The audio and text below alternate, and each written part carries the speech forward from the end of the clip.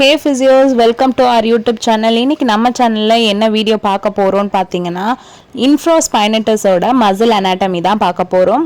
Origin, incision and muscle ஓட action and pain pattern வந்து டீடைல்டா பார்க்க போறோம்.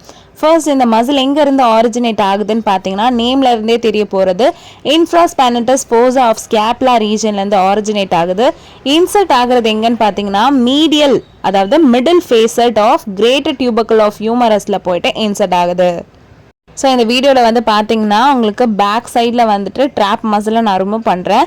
ரிமூவ் பண்ணிட்டதுக்கப்புறம் பார்த்தீங்கன்னா லேட்டையும் ரிமூவ் பண்ணிட்டீங்களா உங்களுக்கு தெரிகிற இந்த க்ரீன் கலர் மசில் தான் உங்களுடைய இன்ஃப்ராஸ்பைனட்டஸ் மசில்.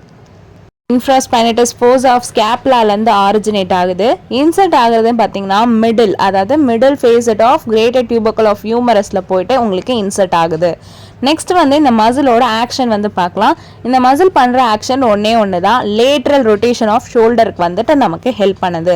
இந்த மசில் டைட்னஸ் ஆகிறப்போ இந்த மசிலோட இன்வால்மெண்ட்டில் உங்களுக்கு எங்கெங்கெல்லாம் பெயின் தெரியும் அப்படின்னு பார்த்தீங்கன்னா ஆன்டீரியர் ஷோல்டர் பெயின் தெரியும், ஃப்ரண்ட் ஆஃப் ஆர்ம் ரீஜனில் பெயின் தெரியும், சம்டைம்ஸ் உங்களுடைய ஃபோர் ஆர்ம்லேயும் தெரியும்.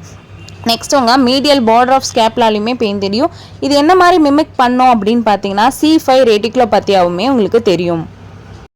Thank you so much for watching our video. If you have any doubts related to physiotherapy, drop your doubts in the comment section and subscribe our YouTube channel for more physiotherapy related content. See you all in the next video.